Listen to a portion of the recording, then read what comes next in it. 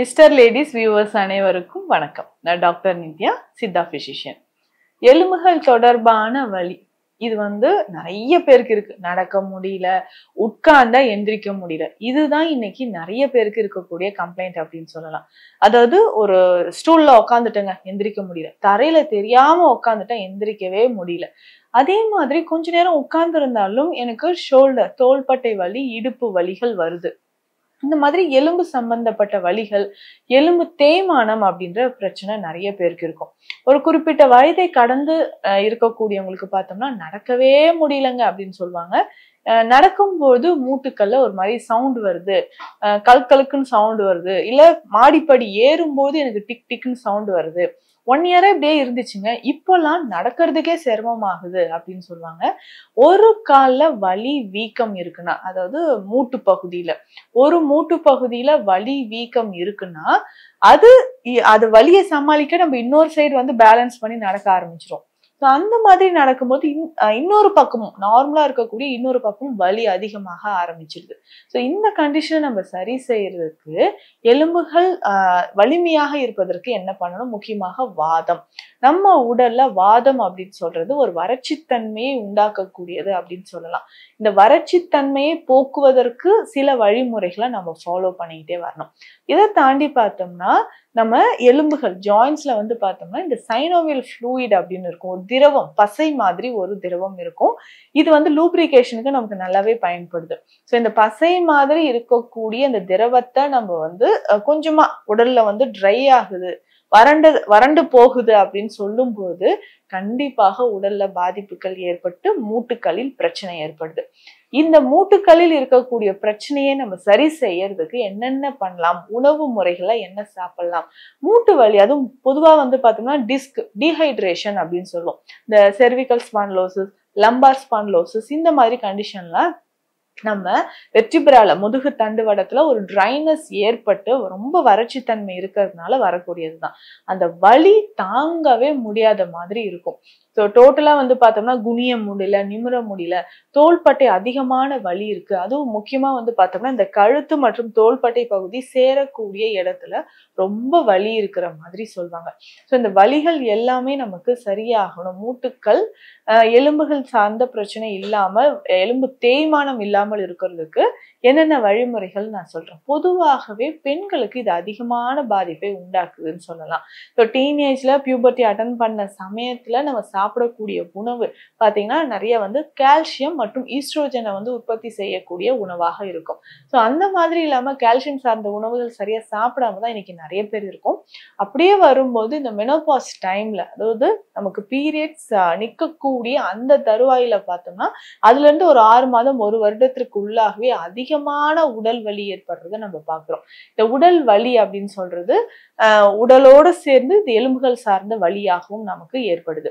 So அப்போதான் நமக்கு உடல்ல கால்சியம் குறைபாடு ஏற்படும், ஈஸ்ட்ரோஜன் குறைபாடு இருக்கிறதுனால இந்த மாதிரி எலும்புகள் தொடர்பான பிரச்சனைகளும் இருக்கும். இதனோட சேர்ந்து மூட்டுக்கள்ல அதிகமான வீக்கம் தெரிய ஆரம்பிக்கும். வீக்கம் அப்படின்னு சொல்லும்போது நம்ம நீ ஜாயிண்டோட ஷேப்பே பார்த்தோம்னா வீங்கி போன மாதிரி, நீர் கோத்த மாதிரி பொதன்னு இருக்கிற மாதிரி இருக்கும். அதே மாதிரி காஃப் மசில்ஸ்ல ஆங்கிள் ஜாயிண்ட்டை சுத்தி நமக்கு வீக்கம் இருக்கும்.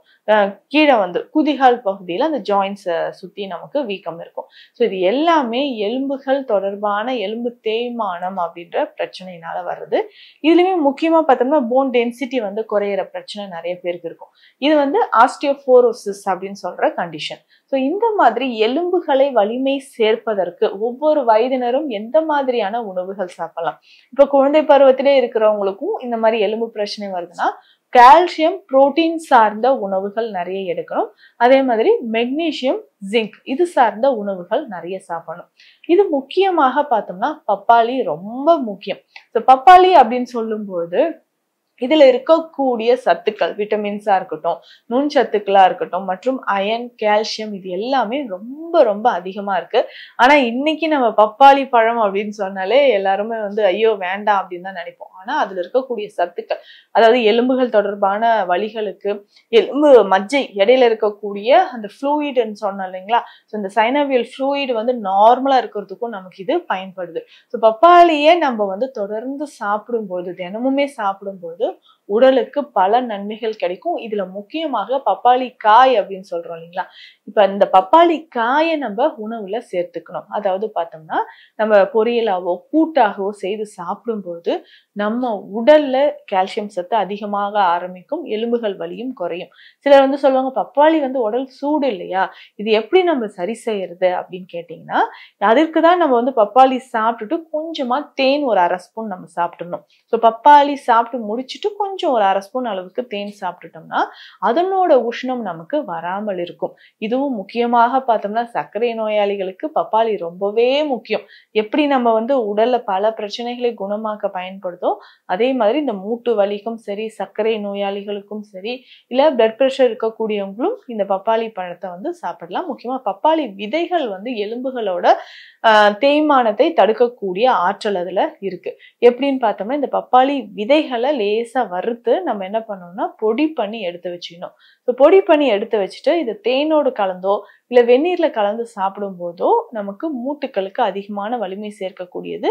அதே சமயம் குடல் பகுதியில இருக்கக்கூடிய புழுக்களை வெளியேற்றுவதற்கு பப்பாளி விதை பொடி நமக்கு பயன்படுது. ஸோ இந்த மாதிரி பல நன்மைகள் அதுல இருக்கு. அது முக்கியமாக இந்த எலும்பு சம்பந்தப்பட்ட பிரச்சனைகளுக்கு தொடர்ந்து இதை சாப்பிட்டுட்டு வரலாம்.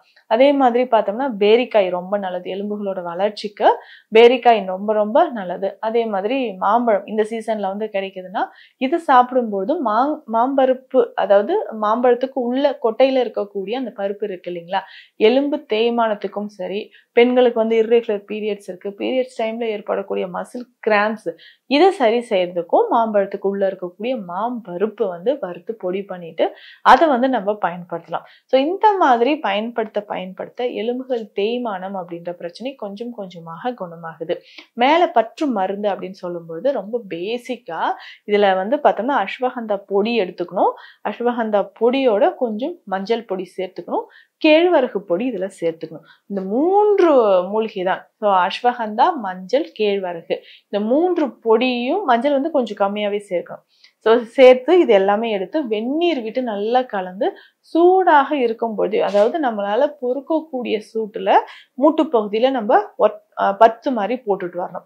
ஸோ இந்த பற்று போட்டுட்டு ஒரு 2 மணி நேரம் கழித்து நம்ம வாஷ் பண்ணிடணும். தொடர்ந்து வந்து 5 to 7 நாட்கள் இந்த பற்று மருந்தை ஃபாலோ பண்ணும்போது எலும்புகள் தேய்மானம், மூட்டு வலி அப்படின்றது கொஞ்சம் கொஞ்சமாக குணமாக ஆரம்பிக்கும். இதனோடு சேர்ந்து சித்த மருத்துவத்துல இதே அஸ்வகந்தா சூரணம் பயன்படுத்தலாம்.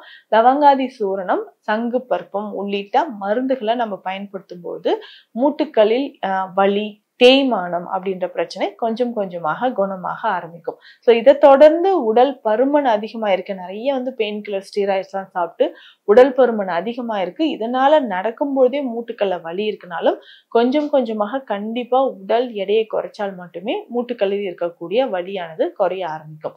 ஸோ இந்த பதிவுல நிறைய பயனுள்ள தகவல்கள் எலும்பு சம்பந்தப்பட்ட பிரச்சனைகளுக்கு சொல்லியிருக்கோம். மீண்டும் அடுத்த பதிவில் சந்திக்கலாம். நன்றி.